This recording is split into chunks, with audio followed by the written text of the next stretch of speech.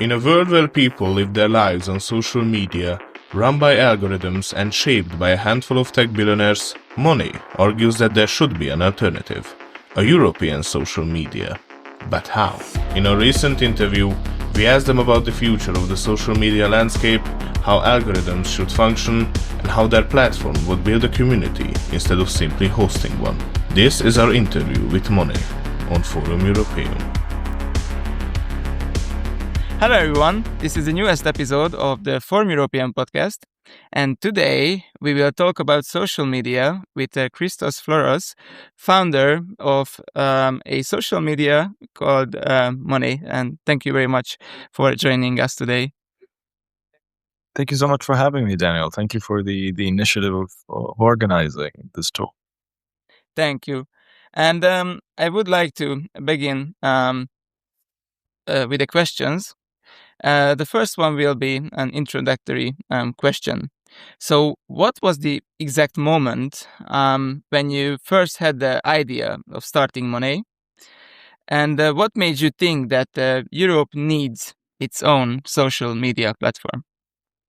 All right, this is an excellent question in two parts, and I'm not sure it was a moment, but rather a collection of moments that slowly built up, and I realized that Europe was talking inside systems that were designed elsewhere. So our debates, our cultural relationships are always filtered through incentives and algorithms that are developed outside. But of course, this is not just about Europe. I think it's a global phenomenon that we see, and I think people around the world feel that algorithms have replaced the decision maker over who gets to see what. So it's not about kind of like a patriotic or nationalistic view on things. It's rather about sovereignty of social space, and we talk a lot about European sovereignty, but this is really about personal agency, personal sovereignty. So I think if we don't build our own platforms in Europe, we outsource how our society connects. And if within these platforms as human beings, we don't have control over what we see, if we don't get to determine what these platforms show us, then we also each lose agency over our own choices. So Monet really started as a refusal to accept that, first of all, Europe's only option is to adapt to other people's algorithms, and that all of us as human beings who consider things like privacy also refuse the idea that we open up our phones and an algorithm determines what we see. I hope that answers the question. Okay, thank you very much. And we can continue talking about algorithms. So on Monet, you don't really speak about algorithms, but people can set their own algorithms according to their own interests. So, and what's the reason behind this? Why do you think that algorithms are bad for us? I mean, in the way it now functions in the main social media platforms, and how would you change this? Well, that's exactly it, Daniel. Right? At the moment, algorithms determine what we see and what we don't, and at the same time, you can start at the level of feeling like everything has just become brain rot or entertainment, and go all the way to the fact that we know that almost a third of accounts on social media today are bots, right? One of our advisors sent me a link recently to a news article and research that was highlighting how easy it is for bad actors to hire troll farms that manipulate public opinion online, right? So right now we have algorithms manipulating what we see. We have bot farms manipulating what we see through bad actors. And there's a consortium of oligarchs that seems determined to undo our democracy and get to shape what we think is is the opinion of others around us. Yeah, I completely agree. So, my next question is the following. So, when Europeans open Reddit, Facebook, and X, previously Twitter, they mostly receive content framed through an American political and cultural lens. And how would Monet change that in a European context, or just in overall? Well, what we're trying to achieve is to ensure that people see the content from the people they follow, right? So what algorithms have optimized social media for is for the piece of content that gets maximum engagement to be seen by as many people as possible, because it keeps people hooked. So naturally, in the United States, when there's like a very big single market that is interested in specific topics, these type of posts get amplified massively from the algorithm. So in essence, Europe is unable, and people in Europe is unable to set cultural references. And I really hope that a social media platform that allows you to have a more closed network, right? So we're kind of the opposite of all these like big efforts to make everything interoperable and open. I want to be able to see what my friend Daniel posts on Monet, and I want to be able to make sure that if Daniel usually posts about European ideas, fantastic. But what happens if Daniel all of a sudden is on a holiday in the south of Italy, and he just shares a beautiful picture of a stray dog that he saw? The algorithm will be like, okay, people are not watching this, but I follow Daniel. I don't follow Daniel just for his content and his engagement. So I really hope that we can create a space where people see the things that they're interested in consistently, even if they're not maximizing the entertainment value that they get out of it. I haven't perfectly answered your question, and I'm aware of that. But I really think it's not just a question of a European solution. Rather, we are inspired by the values that we share in Europe, the values of privacy, the values of liberty, the values of individualism and choice, to give people, to empower people to have control over what they see. It sounds very simple, but we haven't had that in years. Sometimes I watch my grandmother, who is stuck in front of a television all day, and she just consumes whatever is coming up there, you know? And when I was younger, I used to kind of be like, come on, grandma, what are you doing? Seriously, just spending all day in front of the TV. And yesterday I was driving by the high school that I also went, that I attended, the European School of Luxembourg. And outside, I just noticed kids waiting for their parents, and they were all skewing down on their phones. Nobody was talking to each other. They were all on their phones. And we need social networks that allow us to connect again and connect with our friends instead of stealing our attention and our time. Yeah, thank you. You spoke about connecting with our friends, but do you think that we should connect with others as well, especially in a political context? Because nowadays, many people argue that social media often traps people in these echo chambers, and this makes polarization more stronger. And how would Monet actually encourage exposure to different viewpoints, but also without forcing and given ideology on others? Okay, first of all, honestly, this is a brilliant question, and it's something that we really hope to be able to address long term. I'll start with a more specific, which is how to amplify different political voices. And then I'll go back to discovery. And so if I lose myself, remind me that these are the two things that I want to do, political and discovery, right? So on the political side, we have great laws already set up in Europe that ensure that before an election, I cannot have a political party capture 90% of television time, right? So if in Germany, there's a television show before the elections and the AfD is the only person invited, that's illegal. Algorithms have normalized having that, because we say, oh, it's the algorithm, it's the engagement. People are engaging with this, and this is what people want to see. That's not true. Engagement, something that keeps you hooked because it makes you scared, does not equate to something that you want to see or you agree with. But because it engages with this primal fear, right? Oh my God, people are overwhelming my country. This is happening, this or that is happening. I get to watch it longer. Because I watch it longer, the algorithm says, oh, people are interested in that. And therefore it serves more content like that. Very often extremist, whether it's on the far right or on the far left. Extremist content gets pushed up because people obviously will spend more time watching things that might scare them or might, shake them. And then, of course, the more of that you see, the more you start to feel like that is normal.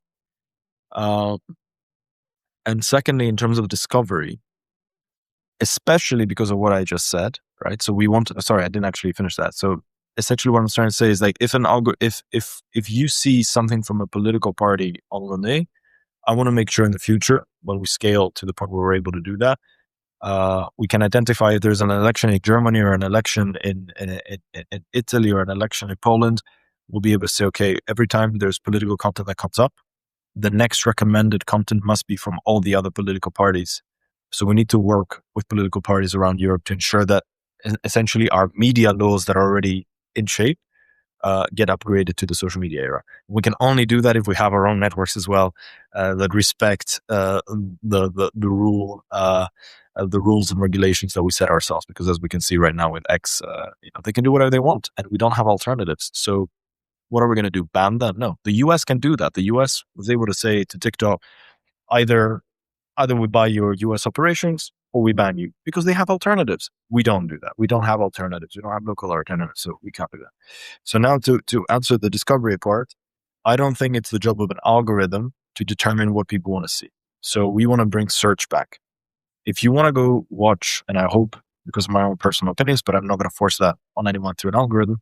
But if you want to go watch European themes, and you want to search for Europe or you want to search for European Union, fantastic. But algorithms shouldn't determine what we see and what we don't. And that's why I believe in like bringing back the idea that if I follow someone, that is me, not an algorithm, saying I want to see the content from that person. And we're still fine tuning that. Obviously, we have this thing we call algo control that now a lot of our big tech competitors are also bringing in. The thing is, I keep saying this to people that are backing us as well. Big social media platforms, big tech social media platforms cannot provide what we do because they're gigantic boats that cannot steer fast enough. They're built on engagement. We are trying to build a social media platform that really gives the person total agency. We don't treat people like products, and you get to determine exactly what you see from the people that you have already selected to be following. And I think that's what we're going to win. We obviously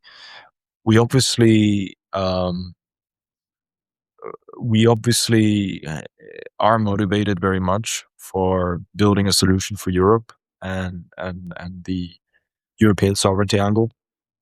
I really believe in that, and it's true that if I didn't say that at the beginning of your first question, that's after the election of Mr. Trump in 2024, I really felt that enough was enough. It had been 8 years since Brexit. We have all seen that. I have worked in social media analytics.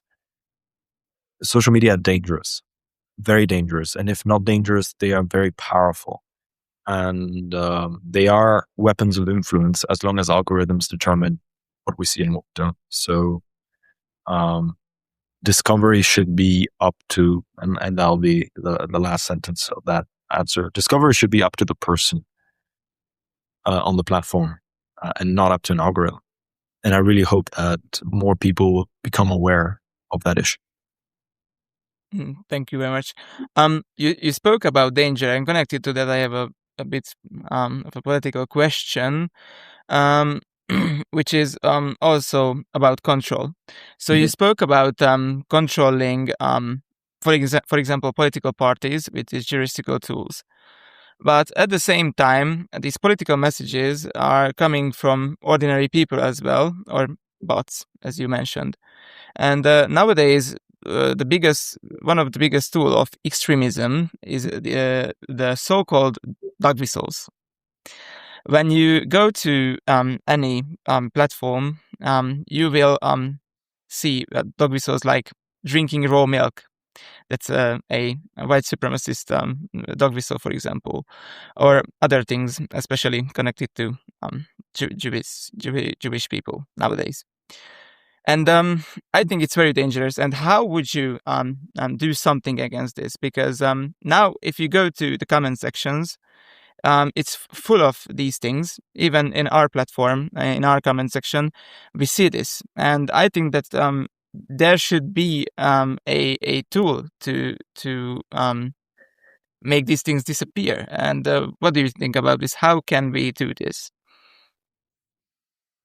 I don't have a perfect answer for you on that. What we definitely want to do is ensure that the people on Monet are human beings. A lot of the comments that you're referring to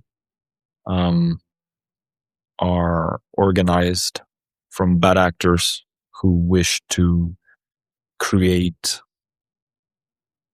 division in our societies and wish to enable finger pointing and wish to enable hatred in our societies. A lot of these posts really do come from fake accounts, right? I definitely believe that human beings are better than the shit that we see online. We are creating a membership first social network, and we're making membership accessible. But at the same time, we want to verify that people are humans. I think real IDs online go a step too far. I want to be one version of myself in one platform. I want to be another version of myself in another platform. I use LinkedIn professionally. I use X and Threads more politically. I use Instagram for personal business development. So I don't want to have the same followers necessarily. But I am who I am on all these platforms, right? I am a human being. And I think it's really important to try and ensure that people on social networks are real people. That's what we have to fight against. I'm very thankful for a lot of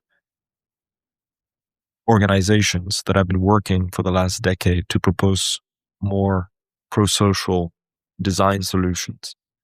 For example, one way we can combat hate speech in comments is to ensure that comments are slow posted. All right, so they're not always immediate. Yes, it lowers engagement, but it can make platforms safer.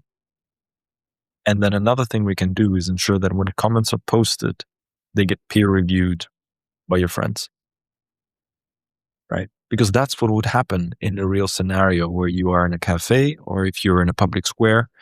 You're not going to go start shouting hateful things around your friends and around people. So that element of social checks, right, I think needs to come back. The social contract has been broken online because I can go comment on a post and nobody sees it. Nobody from my friends sees it, right? So so that posts that are peer reviewed or posts that are supported by your friends or posts by real human beings should be shown, and we should ensure that we have as little fake accounts online as possible. Of course, the rise of artificial intelligence has changed a lot of these risks now, so it has increased these risks. But that's my train of thought. Thank you very much. The next question is about competing with others. In an interview, you said that you and the social media landscape of Europe is completing with, especially the American alternatives, with a 20-year delay. So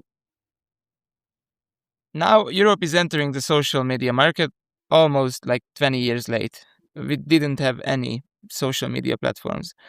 And how can Monet and Europe realistically survive and especially grow under these circumstances, while in the other side of the ocean, these so-called oligarchs like Elon Musk are funding platforms like X?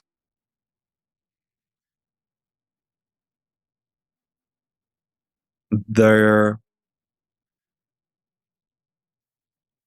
are opportunities for us to catch up right now. And unfortunately, they have nothing to do with the good planning of Europe, but rather the opportunities are the threat of not having our own social platforms has become so obvious that I think people are becoming aware of the need, right? So I hope that more and more people, and we see that in our demographics. Right before we started the call, you might have heard I was speaking with my colleague Anna about our core demographic at the moment, which is women over the age of 40. And we have conversations, a lot of conversations with our early adopters, and we see that they are a more sophisticated category of quote unquote user, right? So we like to call everyone on the platform a person. They're people, but for in business terms. I hope that this awareness trickles down, for lack of a better expression here, to more people and younger people, so that there is a demand for it. Technologically, it has become easier than ever to develop platforms. The things that Europe needs to catch up on is infrastructure, which includes physical infrastructure like the cloud, ironically. But right now, we just really need to build the next version of social networks. There are really orchestrated efforts right now to build alternatives to big tech social. I'm very excited to be participating in efforts in Brussels for trusted European platforms. I'm excited to participate in Rebuild's efforts starting in Copenhagen in March. It won't be easy. It won't be easy rebuilding network effects. This is why I really believe in creating a different value proposition, which doesn't center around mega amplification of views, but rather really centers around rebuilding smaller communities and safer digital spaces. At the end of the day, I would rather cater and serve 80 to 90% of the average person than cater to 1 or 10% of creators that want to amplify massively. I very much believe in politically in the idea of start local. If you want to change the world, start local. And if you want to improve the lives of millions, start with improving the lives of smaller groups. So it's really about, we have to exist within the market. People won't just change social media platforms just because someone tells them this is healthier and this is better. Otherwise, we wouldn't be smoking either. It's really a question of creating a better experience. And as long as we create a better experience, we can do that. Thank you very much. You spoke about the fact that Europe is not that great in supporting ideas like this, and the opportunity for growth is not because of Europe. But at the same time, do you even see any any part of the political class that would help things like European social media, and especially, for example, you? Because I think that it's a very political question to have our own spaces. Yeah, I always refer to him. The Italian Marxist philosopher Antonio Gramsci wrote that we need to own our cultural spaces. And in the 21st century, it's only possible if we do have our own social media platforms. So in order to make that a reality, do you see any support from the political class in Europe? You touch on something very interesting that I think I also brushed on in your first question, right? About the importance of having our own spaces, that because spaces shape culture, they shape democracy, they shape society. So we know why it's important. We live in a capital-driven world, so we are trying to build a space that can sustain itself financially and serve people at the same time. Because infrastructure, digital infrastructure, is very expensive. The biggest issue that we had was the fact that social media was given to us for free. Right? They basically gave us cocaine, and we kept going back, and they made it free as well, because in the process of us consuming that drug that is big tech social media, we have become very, very good customers in other things. I mean, the average European spends more than 30,000 euro on top of what they would usually spend, just because they see ads targeted to them on social media, whether it's a football jersey that you're going to go buy, when you visit a country because you've seen so many things online, or a thing to help you stand better or whatever. Like, we spend an incredible amount more money as Europeans because we get these drugs for free. Europe is not ready to support at an institutional level, if that's your question. I don't see that happening yet. If it were up to me, I would say Europe should be investing upwards of 10 billion euro in the next 2 years just to try and build its own social networks. I'm not joking. You would need to have give 100 million to tech companies and try and build alternatives. It's it's a question of sovereignty. If you can't have an influence over the spaces that you share and exchange opinions with, which is now social media, you're no longer sovereign. So it's a question of finding people around the world, not just Europeans, but it would be great if Europeans did that. People around the world that identify with the need of humanity to have social networks where people have agency over what they see. Okay, thank you very much. And now we can go toward the future of Monet. So first of all, what are your main goals for this year? What are the updates and the new features that you want to build into Monet as a platform?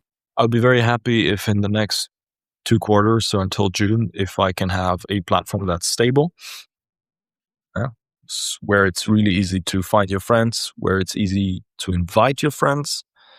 And we would love to be able to launch our subscription tiers as quickly as possible, so that we can, from the very beginning, show that we want to be a membership platform where people help pay for the infrastructure by way of membership. Currently, the average spend, because we have a big team for who we are, and a small user base, so it is the price per person at the moment to have people on Monet is quite significant.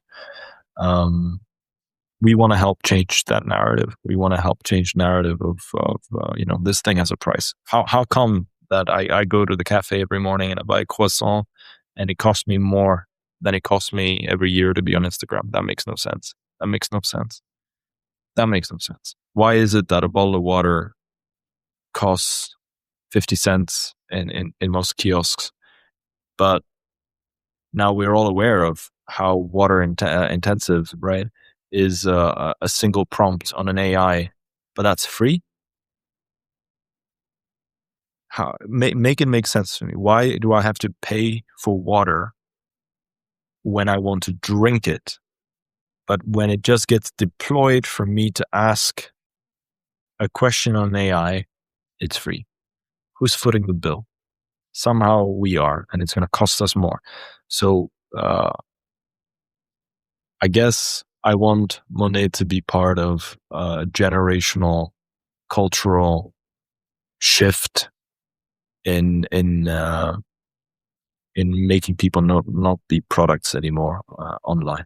But there's a lot to be said. I mean, the goal is to get hopefully 1 million people to join us this year and raise mission aligned capital to be able to sustain this. At the end of the day, we are a startup, and we are a startup on purpose because we want to go and solve that problem and do it fast and scale and provide a better solution, a more socially responsible solution for people. And a lot of things have to happen. If I'm able to keep my team together and people keep returning to the platform, I'll be very happy. And if accounts start growing on Monet and people start sharing on Monet more often, I'll be very, very happy.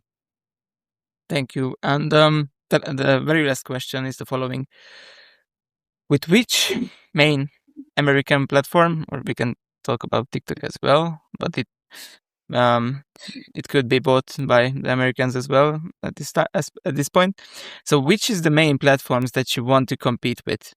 And connected to that, how do you see Monet in the far future, in like 10 years, in the social media landscape, basically? Our main competitor in terms of user interface, in terms of what the familiarity of the interface is definitely Instagram. I chose Instagram because I think it's the place of reference today. A lot of things are changing with visuals now becoming easier to generate. So lots of changes. However, Instagram is definitely our main competitor. But as we scale, I don't think. Let me just answer it this way. I think in 10 years, no one will know what Instagram is. No one will know what Facebook is. No one will know Twitter. These platforms will die, right? I mean, they're awful. They're awful platforms. They're just there because the network effects are there. We are all there at the moment. But these platforms will die. It's normal. Platforms rise and platforms fall. I hope that, not 10 years from now, but I think 5 years from now, I hope that Monet is a real competitor to big tech social, and that we have built a globally available platform that allows people to feel safe online, to trust what they see online, and a place that enables real social life to be supported by the digital environment that we provide.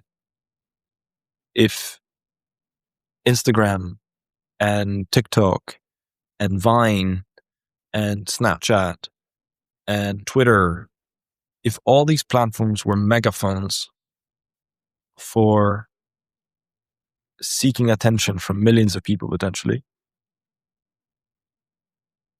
I hope that Monet is the platform where people connect with their friends and start sharing again.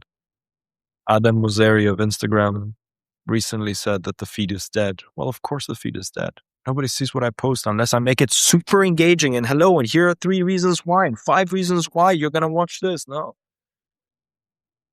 I just want to share with my friends, and I've started sharing with my friends on other apps, on groups, and it's completely decentralized, and I don't remember if I shared the picture that I wanted to share with my doggy on the walk in the right group, or if I've shared it with everyone that I love.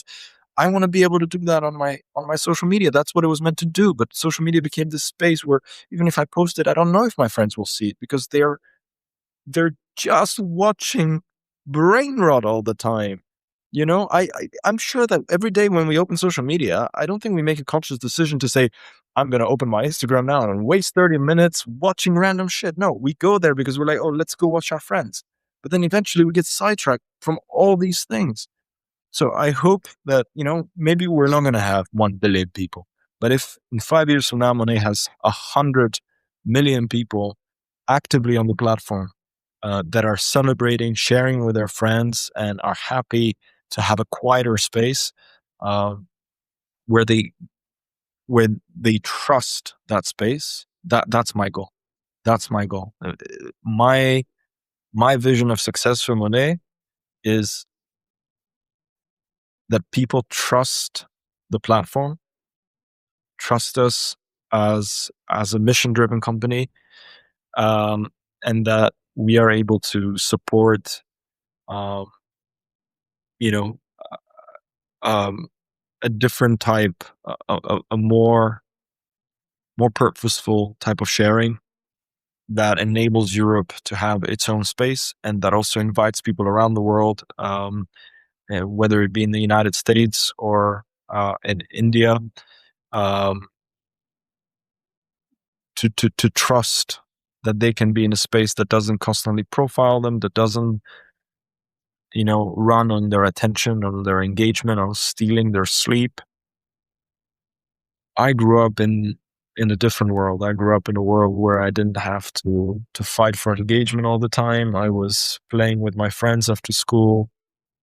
I was using my hands. We don't need to be spending 2 or 3 or 4 hours online, and we shouldn't be manipulated by algorithms. If we survive the next 5 years, something has gone terribly well, and that's what we're working towards. Okay, thank you very much. These were very great last words. And if you have liked the video, then please subscribe to our channel, and also join to the platform of Monet, because I personally think that it has a great future. We are also on Monet, so follow us on Monet as well. And yes, please comment your thoughts and everything. So thank you once again for watching the video, and bye.